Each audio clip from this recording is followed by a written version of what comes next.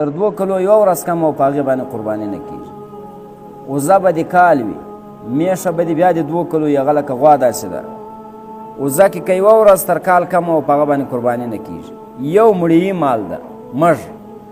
مږ که چیرې داسې اوس د 6 میاشتو وخو په جثه کې په وجود کې داسې ښکاره کېدو لکه د کال وال، بیا په هغه باندې قرباني جایز ده. کنې نور به خامخا دا قرباني دا د فره کار. خو اول شی په ټولو کې دا داسې قرباني کوي، اصلاح به د خپل نیت کوي. نیت به خالصتا د الله دپاره ګرځوي. دا قرباني د تا دومره قیمتي سوله چې تا کور ته راوستله، حیا دې وي دې دا قضای حاجت یا خصایي یا دا پچې وي، د دې بولې وي، د دې پروړه، دا شیان به ټول په ورځ د قیامت تلل کېږي. الله تعالی بیا تا ته په ټول د حسناتو کې درچوي. ښه خبر دا ده چې قرباني سړی اول وکړي، څو شپې په خپله باندې وساتي. دا سپین ږیرې دي ما خپله باندې لیدلي دي چې څنګه یې تیر سي، بس په هغه وخت کې دی راولاړ سي، ورای وکړي، بیا دا ټول کال ساتي ورته ولاړي، پوره کال د دې قرباني خدمت وکړي. حدیث کې راځي چې د تاسې دغه قربانۍ چې تاسې یې کوئ، دا به په پولیسیارات باندې د تاسې سوارلۍ تاسې به ورباندې سپاره یاست. اوس نو دغه ډنګره غوا چې ته راولې چې دا په مټې د تا تر کوره پورې راځي، 2 کسان تاسې ورباندې سپاره سه، دا به ستاسې څرنګه دا پولیسیارات باندې تېروي. نو سړی د حیوان کوي چې څومره هم ښایسته وي، څومره هم مزه وي. دا پاکستان خلک یو په دغه باندې ښه دي چې تقریبا په 40 لکه روپۍ باندې هم دا قرباني سوې ده. چا راټول په 80 لکه روپۍ باندې لا هم قرباني سوې ده، غویه یې کړی. 1.5 لک 2 لکه روپۍ باندې پسه کوي. نو د سنت ابراهیم علیه السلام د هغه په خاطر باندې 1 لک 2 لکه روپۍ ورباندې ورکوي، یو پسه کوي دغه کوي.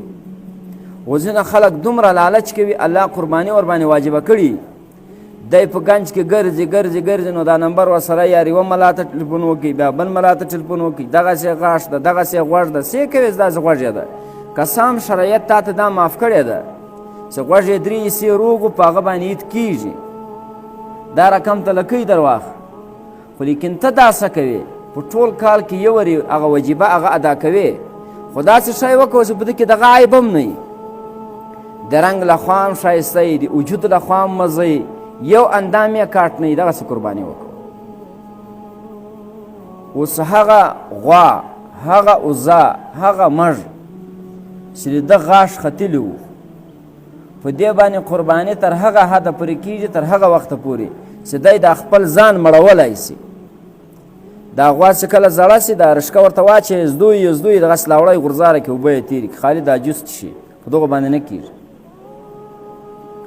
او هغه حیوان چې تا د قربانۍ دپاره کړی، که چیرې پمن و، د پمن سره هم قرباني جایز ده، خو که دغه پون دوغرې زیات شوی چې حتی غوښ ته رسېدلی و، اډوکې ته رسېدلی و، بیا په هغه باندې قرباني هغه نه ورباندې کېږي.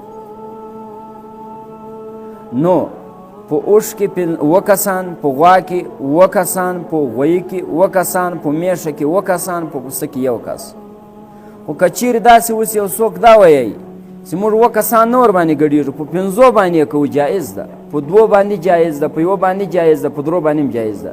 تر 2 به په غویي کې زیات نه یې، په اوښ کې به تر 2 زیات نه یې.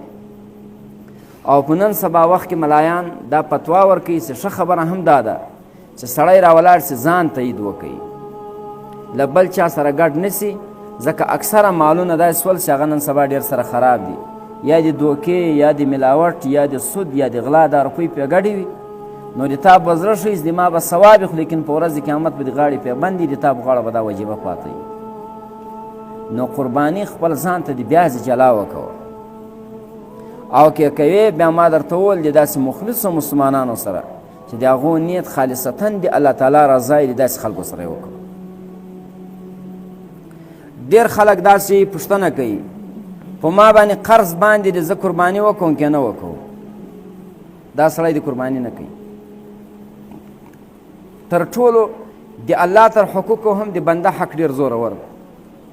الله خپل حق تا ته په توبه باندې معاف کوي. قتل دې کړی قتل انسان دې وژلی خو چې الله تعالی ته دې توبه وایستله، الله تعالی ته دې توبه وایستله، نو بیا ته داسې کولی چې الله تعالی په توبه باندې تا ته دا قتل در معاف سود دې کړی و الله تعالی به دې معاف کړي، درواغ دې ویلی و، غیبت دې کړی و، لیکن د بنده سې په تا باندې دومره زره حق و، غیبت دې کړی و، بهتان دې په چا باندې ویلی و، چا ته دې غلط نسبت کړی و، د چا دې یوه روپۍ خوړلې وه چې ټول عمر په سجدو باندې تېر کړي، په ورځ د قیامت دې الله تعالی ورباندې نیسي.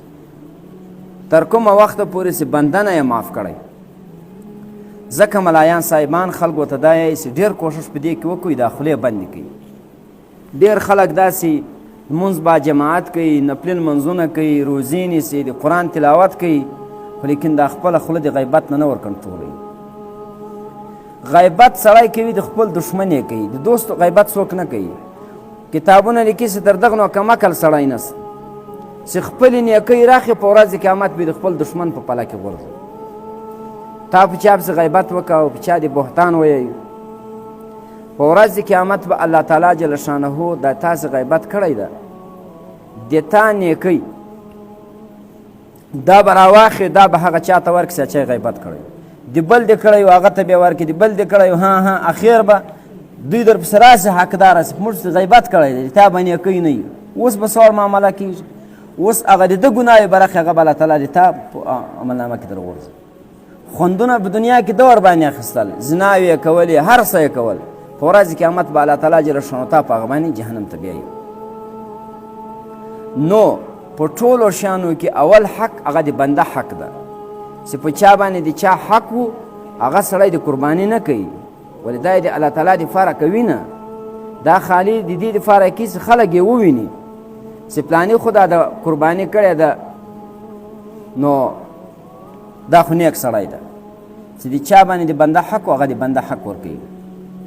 او که یې د چا وس نه و د اختر په ورځ باندې، د اختر په ورځ باندې سړی د اشراق لمونځ نسي کولی، خو په هغه ورځ باندې د فرض او د سنتو په مابین کې چې خدای ته سوال وکړي چې خدای پاکه په ما باندې خو د بندګانو حقوق دي، یا دا وایي چې الله تعالی زړه مې دا غواړي چې ما وینه تو کړې وای، خو تا غربت او مسکنت را باندې راوستی ده، خدای دې د فرض او د سنتو په خاطر باندې الله تعالی د هغو اجانو په خاطر باندې چې څوک په عرفات باندې ولاړ دي، الله د هغو په خاطر باندې را روان کال په ما باندې دا قرباني واجب کړي. را روان کال به خدای دته دومره دنیا ورکوي چې دی به قرباني کوي، او را روان کال ته چې په ده باندې څومره قرضې وي خدای تعالی به ټول دا قرضې پرې کوي. یو د بنده حق در باندې او یو مهر در باندې. دا پښتانه یې دا ولور د عثمان غني له کوره جخله، عثمان غني حضرت عثمان رضی الله تعالی عنه، دا یې دواړه دغه شیان دي که جایز ولور وو چې هر څومره انسان محتاج وي خدای تعالی انسان ته توفیق ورکوي دی دا ولور پرې کولی شي، خو ناجایز نه لکه دا اوس په موږ کښې دي. موږ ملایان چې ادرې ته ورسیم